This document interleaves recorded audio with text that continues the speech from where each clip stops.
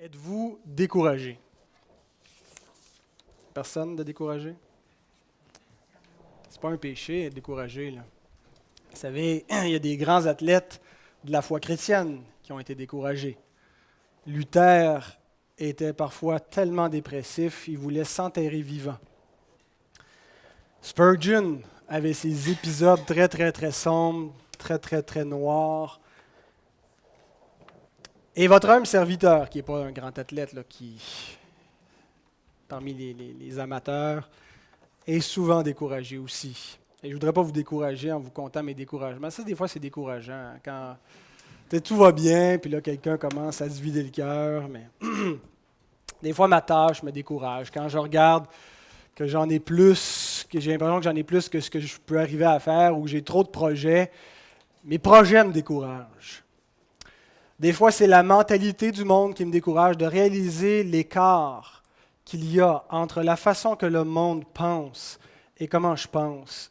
Et surtout qu'eux doivent trouver qu'il y a tellement un écart, pour eux, ils doivent dire quelle façon arriérée de penser. Et ça, des fois, je trouve ça décourageant. La vie de famille peut être décourageante par moments, avec des jeunes enfants, avec la charge d'avoir une famille, et j'imagine que c'est la même chose pour mon épouse. Parfois, et je ne voudrais pas non plus vous accabler en disant ça, parfois c'est l'Église qui me décourage, mes attentes face à l'Église. Et souvent, c'est moi-même qui me décourage. Alors, je vous demande ce matin si je vous donnais 5 minutes, vous me remplacez pendant 5 minutes, puis vous venez nous parler de vos découragements. On vous donne le micro. Qu'est-ce que vous nous diriez? Qu'est-ce qui vous décourage? Quels sont vos découragements dans la vie? Je vous demande de faire cet exercice-là parce que c'est important, alors qu'on va écouter la parole de Dieu, qu'on puisse l'appliquer dans nos circonstances et d'identifier les sources de découragement, chacun pour nous. Il y a toutes sortes de choses qui nous découragent. Alors, qu'est-ce qui vous décourage?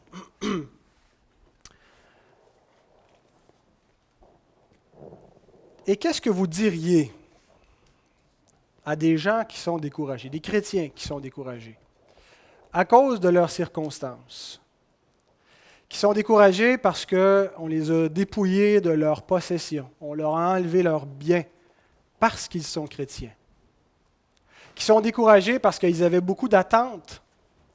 Ils pensaient qu'en devenant chrétiens, tout serait plus facile parce que Jésus est le Messie et qu'il a remporté la victoire et qu'il n'y aura plus d'ennemis qui pourra tenir devant lui et donc devant nous. Mais finalement, depuis qu'ils sont chrétiens, les ennemis se multiplient et la souffrance augmente. Et le Seigneur ne revient pas, contrairement à ce qu'ils pensaient. Qu'est-ce que vous diriez pour les encourager? Hey, let's go! Lâchez pas! Faut pas se décourager! Vous savez, les slogans comme ça qu'on lance, là, la pensée positive et des phrases comme ça un peu toutes faites pour essayer d'encourager. Voyons qu'est-ce que Dieu leur dit, parce que ces croyants dont je vous parle, ce sont les Hébreux qui vivaient ce découragement-là. Et voyons comment est-ce que Dieu, dans sa parole, qu'est-ce qu'il leur dit pour les encourager? Qu'est-ce qu'il nous dit à nous? On n'est pas dans la même circonstance, mais nous aussi, nous passons par des découragements. Et ce qui devrait nous encourager, nous empêcher de sombrer, c'est la même chose, c'est le même remède. Alors je vous invite à ouvrir la parole du Seigneur dans l'Épître aux Hébreux au chapitre 12. Nous allons lire les versets 1 à 3. On a déjà étudié le verset 1, alors je ne vais pas faire l'exposé à nouveau ce matin. On va le relire parce qu'il fait partie du même contexte, mais je vais seulement exposer les versets 2 et 3. Et si vous n'avez pas votre Bible, il est affiché en avant. Nous donc aussi, puisque nous sommes environnés d'une si grande nuée de témoins, rejetons tout fardeau et le péché qui nous enveloppe si facilement et courons avec persévérance dans la carrière qui nous est ouverte, ayant les regards sur Jésus, le chef et le consommateur de la foi, qui, en vue de la joie qui lui était réservée, a souffert la croix méprisé l'ignominie et s'est assis à la droite du trône de Dieu. Considérez, en effet, celui qui a supporté contre sa personne une telle opposition de la part des pécheurs, afin que vous ne vous lassiez point l'âme découragée.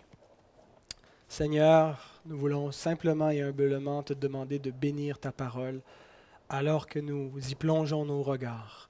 Puisse ton esprit nous éclairer afin, Seigneur, que nous puissions être encouragés par les Écritures et que ton nom soit glorifié. Amen. Alors, nous l'avons dit ce matin en introduction avec les enfants, la course de la vie chrétienne, de la foi chrétienne, est une course de fond. Une course qui est longue. Et dans une longue course, la principale difficulté, c'est à un moment donné de manquer d'énergie, de se lasser, de se décourager. Et l'auteur le dit, c'est spécifiquement le point de l'exhortation, afin que vous ne vous lassiez point l'âme découragée. Le mot découragé, c'est le mot ekluo. Dans le texte original, luo, ça veut dire lié. Mais là, c'est ekluo. Alors, ça voudrait dire littéralement délier, délivrer, détendre. Alors, ça a une connotation qui semble positive, mais dans le contexte, ça veut dire démonter. Afin que vous ne vous lassiez point l'âme ekluo, l'âme démontée, l'âme en morceaux, complètement dégonflée. Hein, c'est ce qu'on dit quand on fait une dépression. Hein, la pression relâche, mais pas dans un sens positif, dans le sens que l'âme s'écrase. Alors, dans une épreuve de longue haleine, comme la vie chrétienne, on fait tôt ou tard face au découragement. On a beau être les plus enthousiastes, on a beau se nourrir à la littérature de John C. Maxwell et de slogans pour nous encourager. « Let's go, mon brave, t'es un champion », tôt ou tard, on finit par être découragé. Mais le but du passage, c'est de montrer comment y faire face. Comment est-ce qu'on surmonte le découragement? Quand on trouve que la course est longue et que le fil d'arrivée n'arrive pas vite. Monsieur Perron, je vous fais une confidence, c'est une des siennes, mais a très hâte de mourir. Il est toujours en train de dire que ça va bientôt prendre fin et il a hâte de partir. Puis nous, on dit non, on prie pour que le Seigneur lui donne une longévité. Et puis là, il cite des psaumes d'imprécation contre nous parce qu'on veut qu'il vive longtemps. Mais j'ai 31 ans et parfois j'ai ces mêmes souhaits. Des fois, j'ai hâte que ça soit fini. J'ai hâte que le Seigneur revienne. Et je me dis, bon sang, je suis en début de course, ça va être long. Si je dois me rendre jusqu'à 70, 80, peut-être plus, si le Seigneur le permet. La course est longue. Comment est-ce qu'on fait pour ne pas se décourager? Comment est-ce qu'on traverse ça? Comment est-ce qu'on fait pour traverser la vie de mariage qui peut durer des décennies sans se décourager? Traverser la période d'élever des enfants. C'est long, élever des enfants. Ça ne vieillit pas vite. Même si quand on s'arrête et on se dit, ça a passé tellement vite. Mais comment est-ce qu'on fait pendant qu'on est dedans pour ne pas se décourager? Et peu importe quelles sont nos sources de découragement, dans la maladie, dans l'épreuve, comment est-ce qu'on ne se décourage pas? Bien, l'auteur nous donne le remède. Il est très, très, très simple et il s'inspire, encore une fois, du monde athlétique. Les coureurs, on est dans le contexte de la course, les coureurs, pour arriver à atteindre l'objectif, le but, sont concentrés. Et ils fixent leurs yeux sur la ligne d'arrivée, sur la médaille. Ils ont quelque chose en vue. Ils ne font pas juste courir comme ça sans aller nulle part. Il y a un objectif. Et c'est exactement ce que doit faire le chrétien. Cependant, ses yeux ne sont pas fixés sur la récompense, premièrement, ou sur la fin de la course, mais sur Jésus. À 2 reprises, c'est ce qu'il nous dit. C'est le remède contre le découragement. Ayant les regards fixés sur Jésus. Et à la 2e reprise, il dit « considérez ». Le premier verbe, ayant les regards sur Jésus, aphorao, veut dire fixer du regard, contempler. Veut aussi dire regarder de loin. Et je trouvais ça intéressant, c'est-à-dire d'avoir une vue d'ensemble, d'avoir une perspective globale du Fils de Dieu. C'est important d'avoir une vue d'ensemble de Christ dans toute sa parole, dans toute la révélation. Je connais une fille qui a échoué son test de permis de conduire 4 ou 5 fois. C'était lamentable. Elle ne savait pas conduire. Parce que chaque fois, quand elle conduisait de manière très, très, très stressée. Saccadée, on tourne sec, comme si c'était très dangereux d'être sur la route. Elle était très, très nerveuse, très stressée. Alors, un ami qui la faisait pratiquer a remarqué c'était quoi son problème. Il lui dit, « Caroline, il dit, ton problème... » Mais ce n'est pas celle-là. C'est une autre Caroline. Il dit, ton problème, là, c'est que tu ne regardes pas assez loin devant. Tu as les yeux fixés seulement là, sur ce qu'il y a directement devant la voiture. Alors, tu ne vois pas ce qui vient devant et tu conduis de manière très nerveuse. Et effectivement, ça a tout changé. Lorsqu'elle a commencé à voir devant, elle voyait les choses arriver et elle avait une perspective globale. Mais c'est un petit peu le sens du mot ici. Il faut avoir une perspective globale sur Jésus, le voir au complet, le voir dans l'ensemble, pas voir seulement une partie de sa révélation, mais tout ce qui concerne le Fils de Dieu. Et c'est cette perspective globale sur la révélation du Fils qui nous permet donc de bien voir dans la course. Et l'autre mot, considérer, au verset 3, analogizomai, ça ne fait pas appel aux yeux, mais c'est regarder avec la pensée. C'est là qu'on voit que la contemplation qu'on est appelé à faire, ce n'est pas de contempler une icône, une statue de Jésus ou une médaille, mais c'est le contempler avec notre esprit, le contempler avec l'intelligence, comprendre qui il est, comprendre ce qu'il signifie et comment est-ce qu'il peut nous secourir, qu'est-ce qu'il change dans notre vie, Jésus.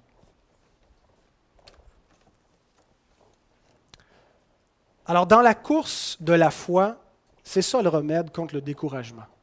Fixer nos regards sur Jésus, le contempler. Certains vont trouver que c'est peut-être un peu trop simple. Il y en a qui aiment ça, des fois, quelque chose de plus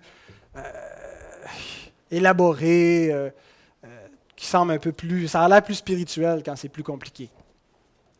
Mais pour d'autres, vont trouver que c'est trop abstrait.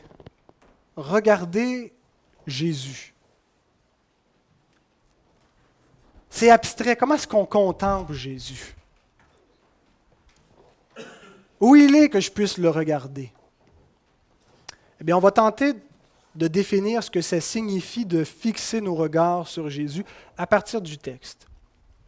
La première chose, c'est qu'il faut fixer nos yeux sur Jésus, le chef et le consommateur de la foi. Pour mon premier point, j'ai gardé la traduction de Louis II, mais je ne suis pas certain que ça nous aide à comprendre. Le chef et le consommateur de la foi. Mais on va examiner ce que cette expression veut dire. Avez-vous noté que ce passage, le début du chapitre 12, couronne la longue section qu'on vient de voir dans les derniers mois, le chapitre 11, où on a décrit ce qu'est la foi à partir des héros de la foi, à partir des croyants de l'Ancienne Alliance. Vous savez que les divisions dans vos Bibles ne viennent pas des auteurs originaux de l'Écriture, mais ils ont été ajoutés par la suite. Lorsque l'auteur a écrit cette section, c'était d'un seul trait. Il n'a pas dit, bon, chapitre 11 est fini, on passe au chapitre 12. Ça, c'est les traducteurs qui, pour faciliter notre lecture et pour qu'on puisse s'orienter dans le texte, ont divisé la Bible en chapitres et en versets, mais il faut vraiment le voir comme faisant partie de la même section. Alors, ce qu'on voit, c'est que l'auteur nous présente la lignée des croyants. Et il termine avec le héros par excellence qui illustre la foi, le Fils de Dieu. C'est là où il aboutit. On a commencé à la création pour se rendre jusqu'au Fils de Dieu, Jésus. Et Jésus est présenté dans la lignée de croyants. Il est présenté comme appartenant à cette lignée. On a redit ça souvent, souvent que la foi s'inscrit dans une lignée, et Jésus est dans cette lignée. Et c'est un thème qui revient dans l'Épître aux Hébreux, de Jésus qui appartient à une famille, il y a des frères, il y a des prédécesseurs, des successeurs, mais il fait partie, donc, il s'incarne. Et on le voit, par exemple, au chapitre 2, les versets 11 à 17, je ne vais pas tous les lire, mais on lit « Car celui qui sanctifie et ceux qui sont sanctifiés sont tous issus d'un seul. C'est pourquoi il n'a pas honte de les appeler frères. » Et là, il montre l'incarnation qui était annoncée dans l'Ancien Testament, que Jésus va annoncer son nom à ses frères, donc il nous appelle frères parce qu'il s'incarne. Et il applique cela un peu plus loin, car assurément, ce n'est pas à des anges qu'il vient en aide, mais c'est à la postérité d'Abraham. Alors Jésus vient pour venir en aide à la postérité d'Abraham, lui-même un descendant d'Abraham.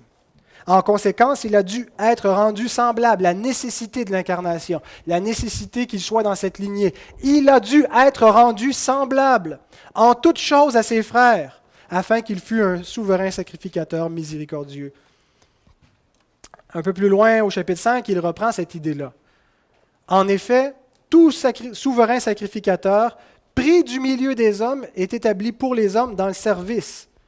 Il est pris du milieu de l'assemblée. C'est ce qu'on voit, c'était la loi chez Moïse. Il doit être pris du milieu de ses frères, et c'est pour ça que Christ a été pris du milieu de ses frères, afin de présenter des offrandes et des sacrifices pour le péché. Alors lui a appris, bien qu'il fût fils, l'obéissance par les choses qu'il a souffertes. Il a été soumis aux mêmes conditions à la parole de Dieu et à l'épreuve de la foi pour apprendre l'obéissance, bien qu'il fût fils. Il n'a pas été épargné de cela. Alors maintenant, Jésus nous est présenté dans cette lignée de tous ceux qu'on a vus au chapitre 11, à partir d'Abel, d'Enoch, de Noé, d'Abraham, de Moïse, qui ont été éprouvés et qui ont été fidèles, qui ont fait de grands exploits par la foi. Et Jésus est dans cette lignée-là, qui nous est donné comme modèle de la foi à imiter. Mais il y a un danger. C'est celui de considérer Jésus uniquement comme un modèle à suivre, au même titre que Moïse ou qu'Abraham. Et vous noterez que l'auteur nous présente Jésus dans cette lignée, mais d'une manière différente. Il ne le présente pas simplement comme un croyant qu'on doit imiter, comme il nous a présenté Moïse et les autres. Mais il le présente comme le chef et le consommateur de la foi. Il ne dit pas ça d'aucun autre. Les autres ont exercé la foi, mais aucun n'était chef et consommateur de la foi. Aucun n'était l'objet de la foi. Il n'a pas dit « fixez vos regards sur Moïse ». De la même façon, il nous invite à les regarder et à tirer de leur exemple des applications. Mais la Bible ne nous invite pas à faire d'eux l'objet de notre foi, de notre dévotion, de les contempler, de fixer sur eux notre regard. Mais elle nous dit de faire ça de Jésus, d'en faire l'objet de notre foi, de croire en lui. On regarde aux autres pour voir comment ils ont exercé la foi, mais Jésus, en plus d'être un modèle qui nous inspire, il est également celui en qui on croit. Fixez sur lui vos regards. Or, le chapitre 12, l'ouverture du chapitre 12, vient donner tout son sens au chapitre 11, concernant la foi. Depuis le début du chapitre 11, on tente de définir la foi. Qu'est-ce qu'elle fait? Qu'est-ce que ça signifie avoir la foi? Qu'est-ce qu'un véritable croyant? Mais s'il manquait cette portion du chapitre 12, on terminerait avec une fausse doctrine de la foi, ou une doctrine dangereusement incomplète. On aboutirait à l'idée que la foi, c'est en quelque sorte un trait de caractère qui consiste à persévérer envers et contre tous, peu importe les épreuves. Par la foi, on continue, on avance, et c'est ça la foi. La foi consiste à croire en l'invisible, à avoir du courage et à avancer, à croire en un Dieu comme ça, qui est invisible, mais un Dieu qui n'a pas de visage, qui n'a pas de nom. La foi, c'est être soucieux pour nos enfants, afin qu'ils gardent l'héritage religieux qu'on a reçu, comme on a vu qu'Abraham était soucieux pour Isaac. La foi consiste à refuser le matérialisme pour prioriser les valeurs véritables, comme Moïse qui n'a pas regardé les choses. Et si on n'avait pas le chapitre 12, on dirait, c'est juste ça la foi. Et conclusion, on pourrait dire, il y a pas mal d'athées finalement qui ont la foi. La foi, c'est avoir du courage. La foi, c'est traverser les épreuves. La foi, c'est avoir de bonnes valeurs. C'est rejeter les valeurs mondaines. Alors, il y a beaucoup de non-croyants qui ont la foi. Mais la définition de la foi ne termine pas avec le chapitre 11. Elle continue au chapitre 12. Et l'auteur ajoute ce qu'on pourrait dire qui est l'élément le plus fondamental de la foi. Même s'il le met à la fin de sa définition, en fait, il est le fondement. La foi, véritable, authentique, est centrée sur Christ, qui en est l'auteur. La vraie foi fixe les yeux sur Jésus. Avoir la foi, c'est croire en Jésus. La vraie foi est toujours chrétienne, est toujours tournée vers Christ. L'auteur dit-il une telle chose? Dit-il que Abraham et tous les autres qu'on a vus, toute cette lignée, ont cru en Jésus? Comment est-ce qu'ils ont-ils pu faire ça? Ils l'ont précédé historiquement. En fait, il le dit. Ayant les regards sur Jésus, verset 2, le chef et le consommateur de la foi. Jésus n'est pas devenu le chef et le consommateur de la foi, il l'a toujours été. L'auteur entend tout ce que je vous ai présenté concernant la foi, bien cette foi-là, le Fils de Dieu en est le chef et le consommateur. Il ne l'est pas devenu, il l'a toujours été. C'est à l'indicatif. Le mot chef, archégos, veut dire le fondateur. Celui qui a instigé la foi, celui qui l'a fondée, celui qui l'a créée dans l'homme. Et le mot que Second traduit par consommateur veut plutôt dire le perfecteur. Ce n'est pas un mot français, mais vous êtes capable de figurer ce que ça veut dire. Celui qui la perfectionne, qui l'entretient et qui l'amène à sa fin, à son objectif. J'aime bien la traduction de français courant qui rend ce sens de fondateur et de perfecteur, qui dit comme suit: gardons les yeux fixés sur Jésus, dont notre foi dépend du commencement à la fin. On n'a pas le mot fondateur ou perfecteur, mais notre foi dépend, c'est ça l'idée de lui, du commencement à la fin. Et il en est comme ça du commencement de la révélation divine dans la Genèse jusqu'à la fin de l'histoire, jusqu'au retour du Fils de Dieu. Alors, c'est une donnée essentielle de la foi. Quand vous rencontrez quelqu'un qui se dit croyant, vous devez évaluer sa foi sur cette base-là. Quel est l'objet de sa foi? La vraie foi est tournée vers le Christ parce que c'est le Christ qui la commence, qui en est l'auteur. Et elle est constamment dirigée vers lui parce que c'est lui qui l'entretient. Maintenant, la question qu'on se pose, c'est comment est-ce que Jésus a été le chef et le consommateur de la foi de ceux qui ont été avant lui?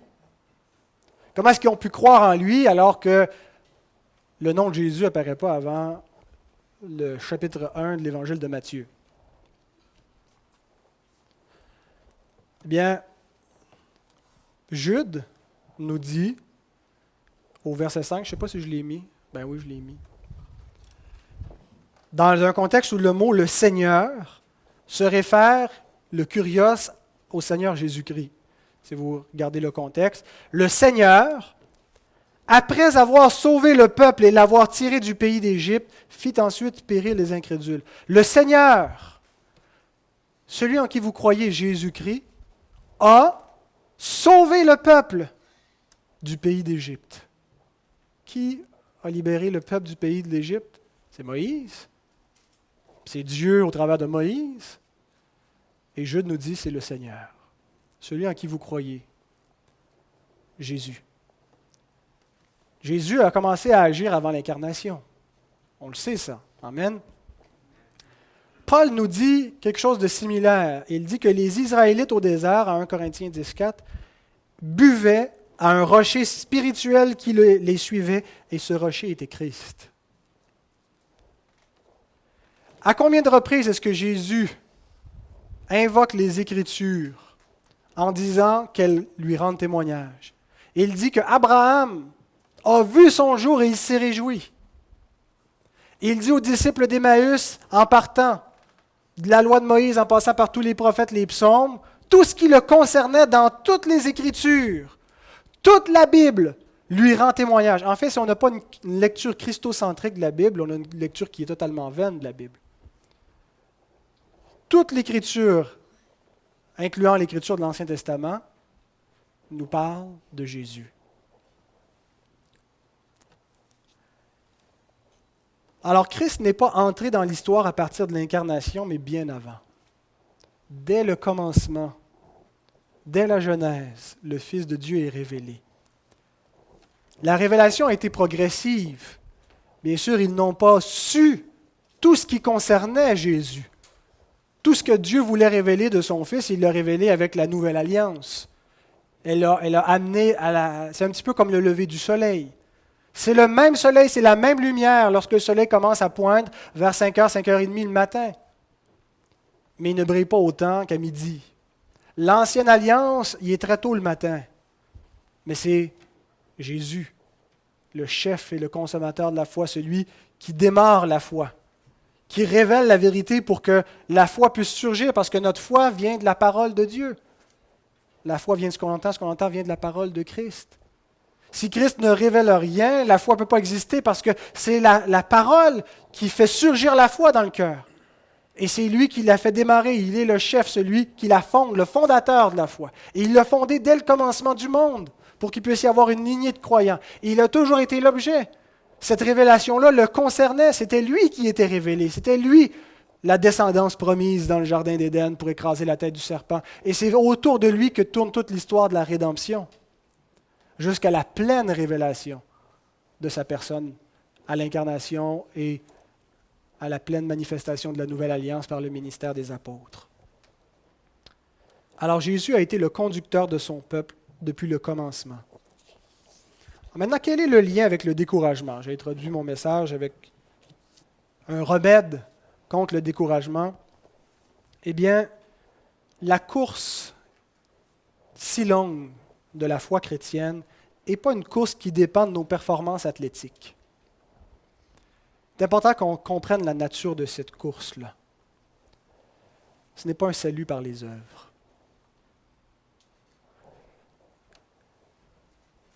Mais c'est une course qui dépend de Christ, de qui nous dépendons par la foi. Les héros de la foi qui nous ont été présentés au chapitre 11 ne sont pas des êtres exceptionnels dont nous devons imiter les exploits. Ça serait décourageant si c'était le cas.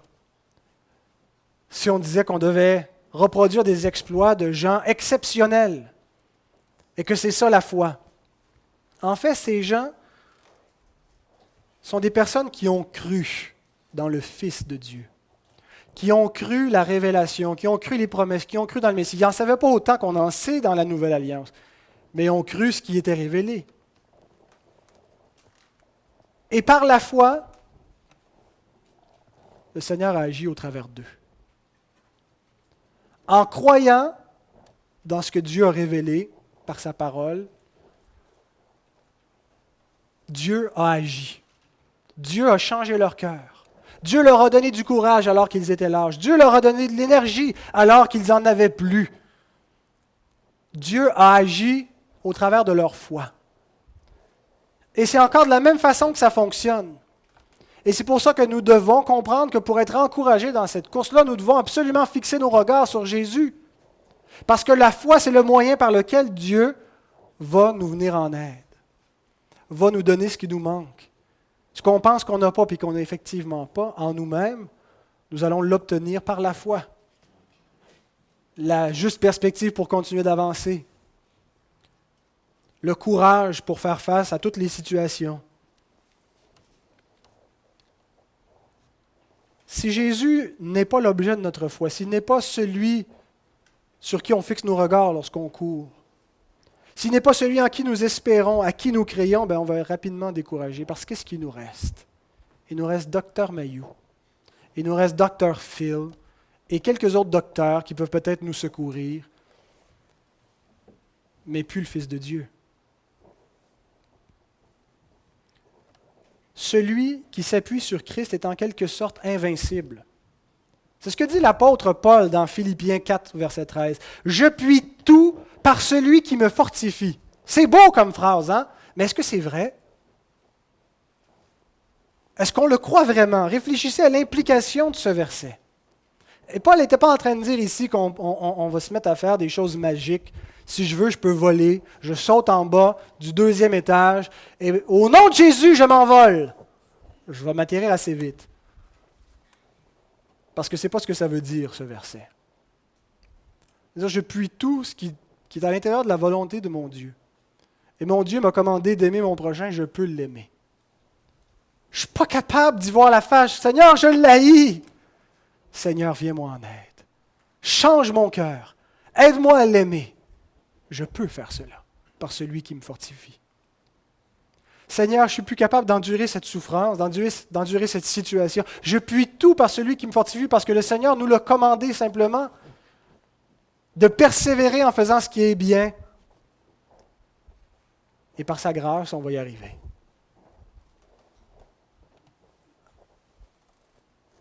Ayant les yeux fixés sur Jésus. Seigneur, Jésus, viens à mon secours. Viens au secours de mon incrédulité. Sauve mon mari, sauve ma femme. Seigneur, donne-moi la sagesse que je n'ai pas dans telle ou telle situation. Et c'est donc par la foi en Christ que nous pouvons toutes choses. C'est par la foi en Christ que tous ceux qu'on a vus au chapitre 11 ont fait ce qu'ils ont fait. Deuxième raison pourquoi fixer nos regards sur Christ chasse le découragement. On l'a au verset 2. Jésus qui, en vue de la joie qui lui était réservée, a souffert la croix, méprisé l'ignominie et s'est assis à la droite du trône de Dieu. Est-ce que vous avez une traduction différente? Oui?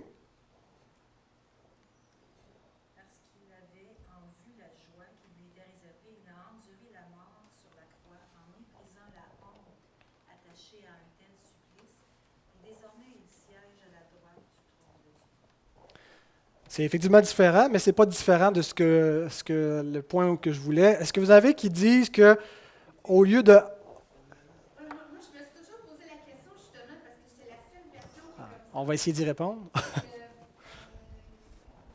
yeux fixés sur Jésus, qui est le pionnier de la foi et qui l'a proclamé. Au lieu de la joie qui lui était proposée, Au lieu de la joie. il a enduré la croix. Puis là, je me suis dit, mon Dieu, ça fait toute la différence, c'est pas pareil pantoute. Voilà. Alors, est-ce que c'est en vue de la joie ou au lieu de la joie?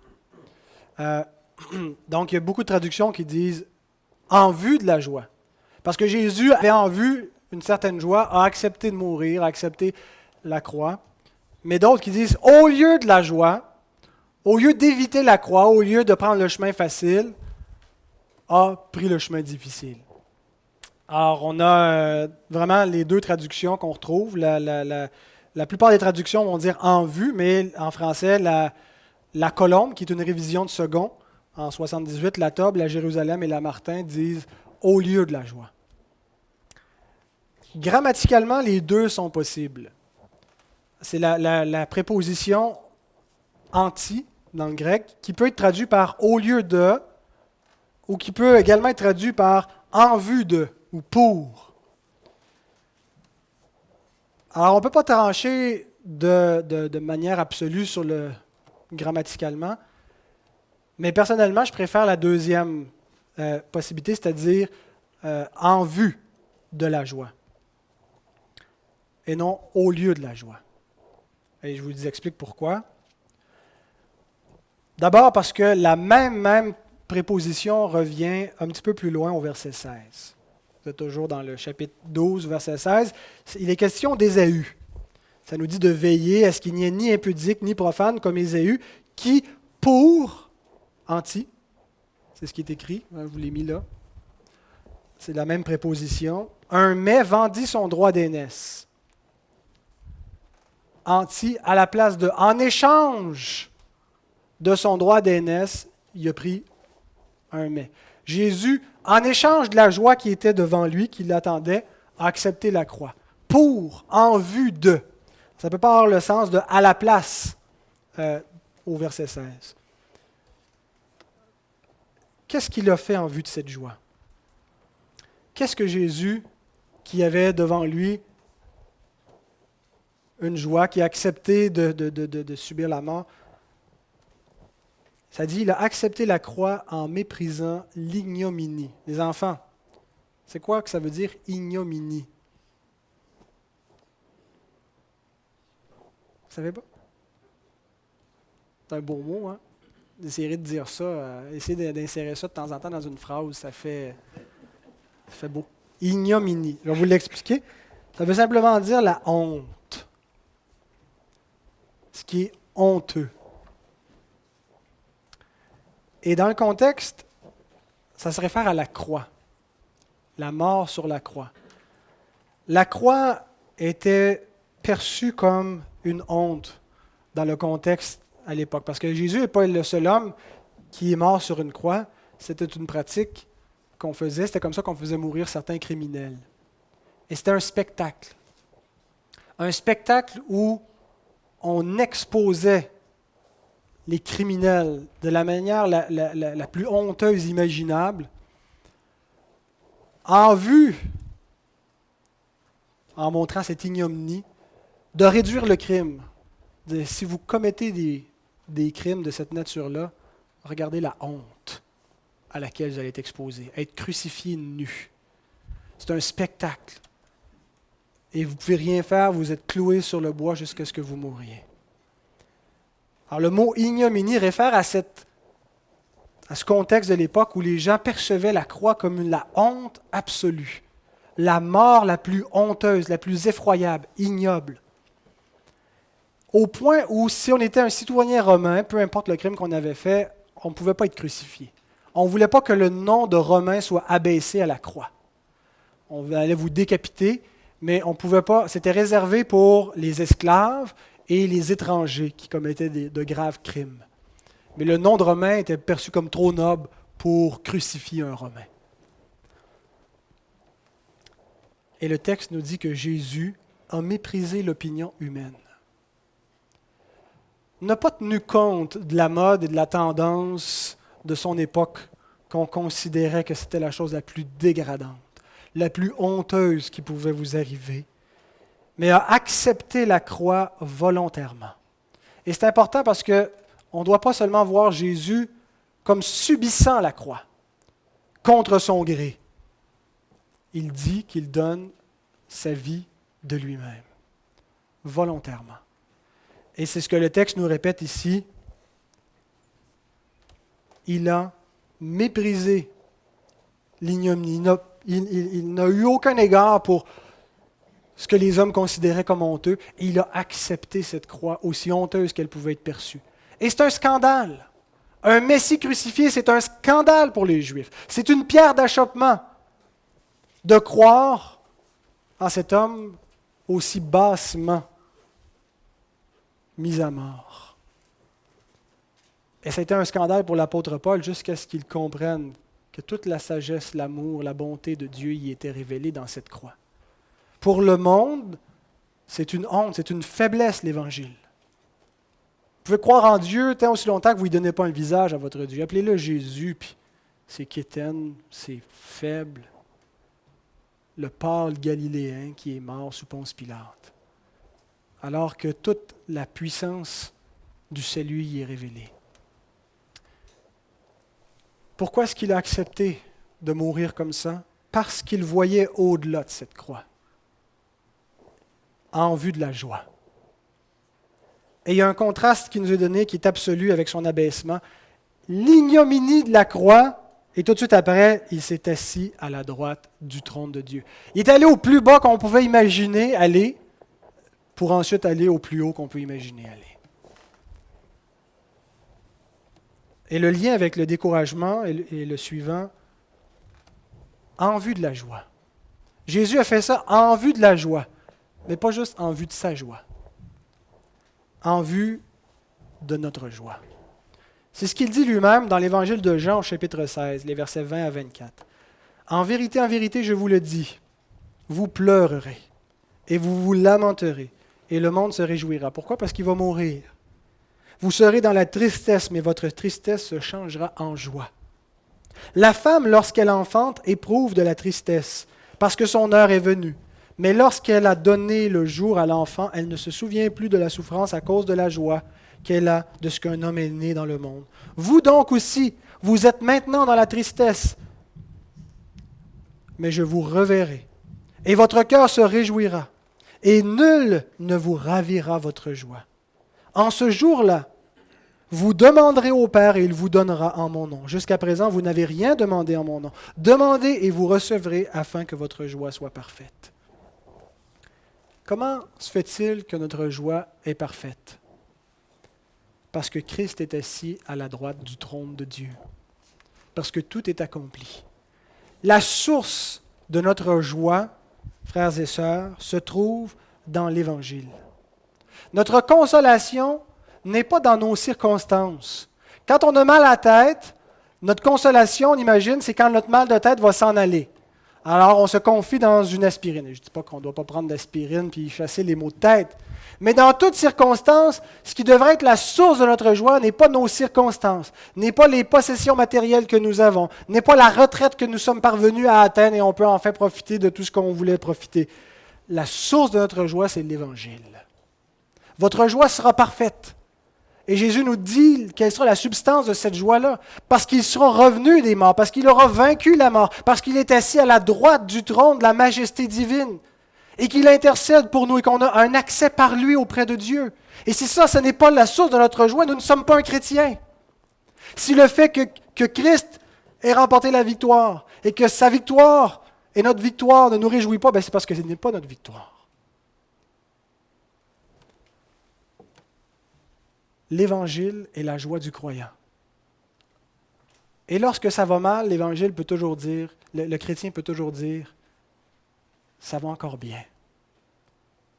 Rien ne peut me séparer de l'amour de Dieu. J'ai la vie éternelle. Je peux tout perdre autour. On peut m'enlever même ma propre vie. Mais ça ne fait rien. Je suis à Dieu corps et âme. Le Fils de Dieu a vaincu. Il ne peut plus rien m'arriver. J'ai la vie éternelle en lui. Et ça, c'est le remède à toute épreuve.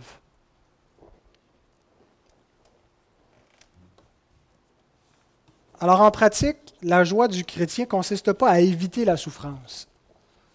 Parfois, on peut l'éviter, comme je disais, par des remèdes simples, mais des fois, quand il n'y a pas de solution simple, on est tenté de fuir devant les épreuves.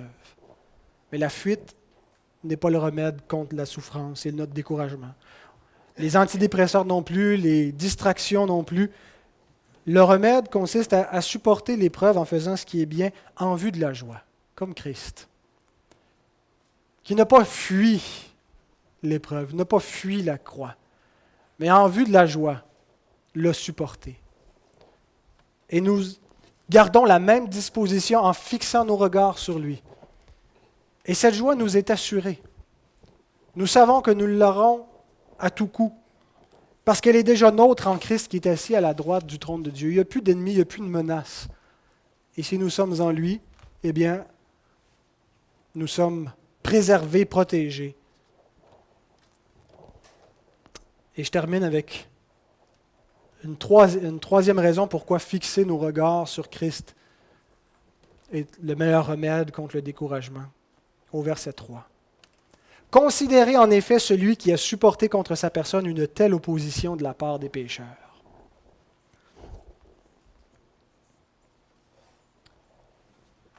Pensez à ça. Réfléchissez, c'est ce qu'il nous dit.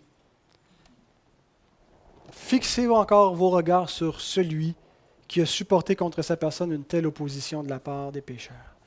Il y a quelque chose de complètement décourageant quand on considère les grands exemples de foi du passé. Des fois, c'est encourageant de lire une biographie d'un grand serviteur, d'une grande servante du Seigneur, mais des fois, ça peut être décourageant. Parce qu'on se dit, bon, on n'est pas à la hauteur. Eux, ils ont fait des grandes choses. Nous, on a de la misère à juste faire notre quotidien. Et aussi parce qu'on se dit, eux, ils ont fini de souffrir. Eux, c'est les bienheureux. Nous, on est en plein dans la course. Il me semble que ça serait plus facile de les regarder s'ils étaient encore avec nous en train de souffrir. S'ils étaient encore avec nous dans la même course, comme quand la Bible nous invite à regarder nos frères auxquels les mêmes souffrances sont exposées au travers le monde. Puis en les regardant, ça nous encourage. On se sent solidaire dans l'épreuve et on continue la course. Mais ceux qui ont fini, on se dit, j'ai bien hâte d'avoir fini. Ça nous décourage. Et c'est un peu la même chose avec Jésus. Considérez celui qui a supporté.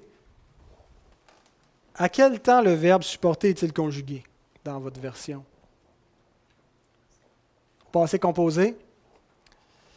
C'est effectivement ça en français, si vous connaissez bien votre grammaire, mais en grec, ce n'est pas au passé. Il n'y a pas de passé composé, mais ce n'est pas à l'aoriste. Ce n'est pas à l'imparfait.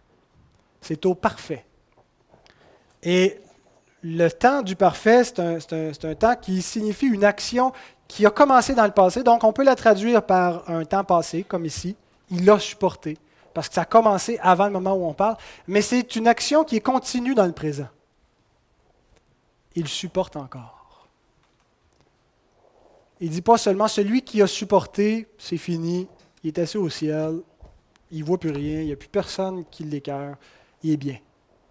Celui qui a supporté et qui supporte encore une telle opposition de la part des pécheurs. Vous vous souvenez de Saul de Tarse?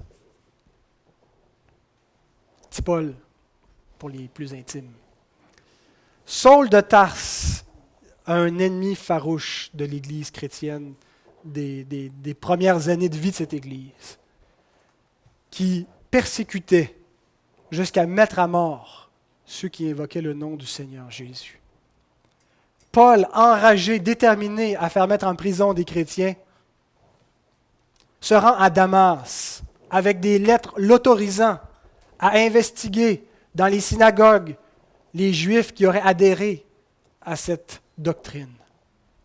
Mais sur le chemin, il fait une rencontre qu'il n'avait pas prévue. Le Fils de Dieu se révèle à lui dans la gloire. Et qu'est-ce qu'il lui dit? « Saul, Saul, pourquoi est-ce que tu fais ça aux chrétiens?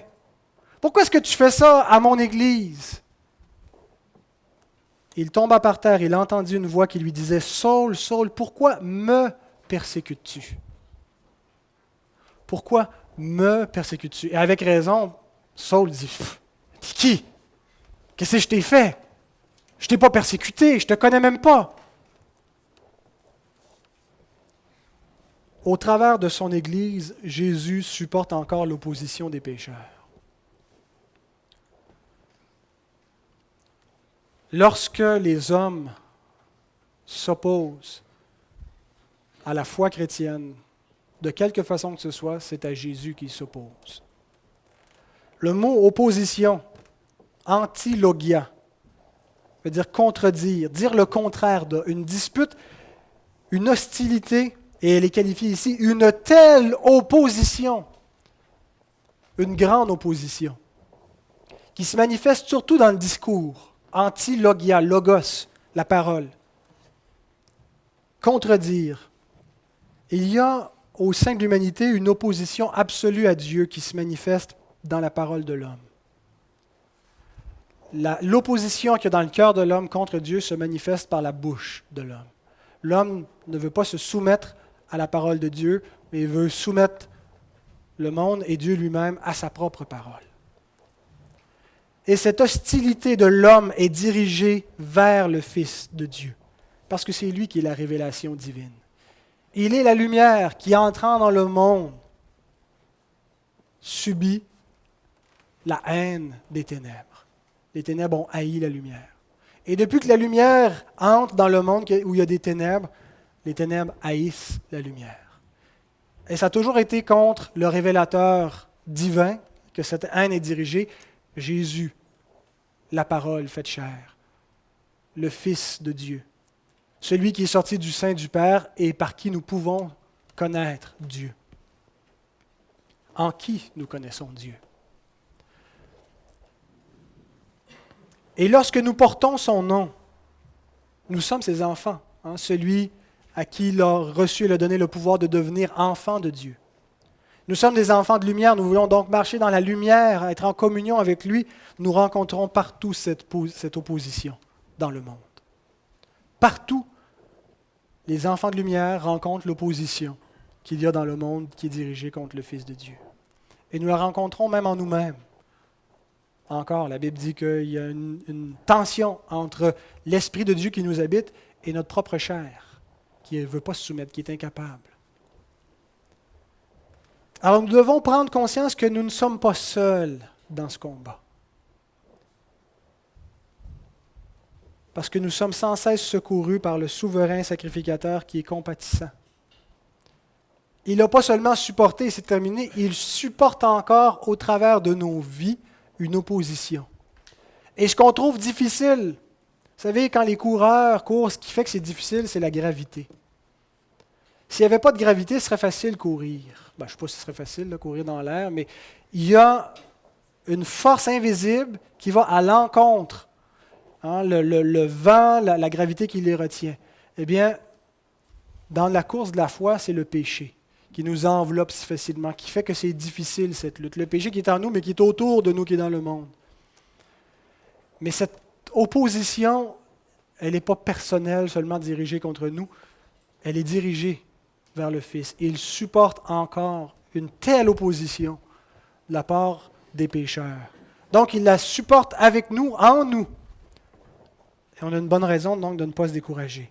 Parce que celui qui est en nous est plus grand que celui qui est dans le monde. Alors, frères et sœurs, le remède pour nos âmes abattues, peu importe ce qui fait en sorte qu'elles sont abattues, c'est d'avoir la foi en lui, totalement. Qu'il soit l'objet, qu'il soit celui sur qui nous fixons nos regards. Celui qui occupe la première place dans nos pensées. Quand on se lève le matin, c'est à lui qu'on pense. C'est à lui qu'on demande l'aide en premier. C'est vers lui qu'on se tourne sans cesse et constamment. La foi n'est pas premièrement une attitude de « let's go, je suis capable », de mantra, de se motiver. Ce n'est pas simplement une croyance théorique, mais la foi consiste à fixer nos regards sur lui, à croire en lui, à s'attendre à lui, à le prier, à lui demander son secours. Et vous savez pourquoi ce remède fonctionne? Parce qu'il est vivant. Parce qu'il vient véritablement à notre secours.